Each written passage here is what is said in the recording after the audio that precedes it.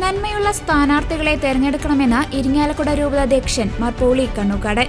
സദാചാരനിഷ്ഠയും സമത്വവും സഹോദര്യമുള്ളവരും ജനകീയ പ്രശ്നങ്ങളിൽ സത്യസന്ധതയോടെ പ്രവർത്തിക്കുന്നവരുമായ സ്ഥാനാർത്ഥികളെയാണ് തിരഞ്ഞെടുക്കേണ്ടതെന്ന് മാർ പോളി കണ്ണൂക്കാടൻ. തദ്ദേശ തെരഞ്ഞെടുപ്പിൽ ജാഗ്രതയോടെ വോട്ട് ചെയ്യണമെന്നും വിശ്വാസി സമൂഹത്തോട് അദ്ദേഹം ആഹ്വാനം ചെയ്തു.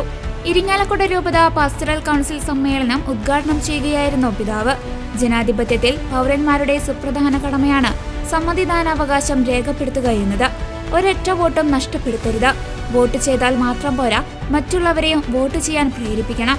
രൂപതയിലെ 141 ഇടവകകളിൽ നിന്നുള്ള പ്രതിനിധികളുടെയും വൈദികരുടെയും സന്യസ്തരുടെയും പ്രതിനിധികളടങ്ങിയ സദസ്സിനെ അദ്ദേഹം ഓർമ്മിപ്പിച്ചു.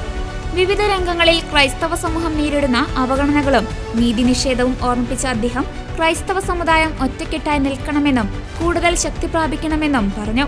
നമ്മുടെ മാതൃരാജ്യത്തിന്റെ വളർച്ചയിൽ മുന്നോട്ടുള്ള യാത്രയിലും ക്രൈസ്തവ സമുദായം പ്രകാശം പരത്തുന്ന ദീപഗോപുരങ്ങളായി തുടരണമെന്ന് മാർ പോളി കണ്ണൂക്കാടൻ ചൂണ്ടിക്കാട്ടി.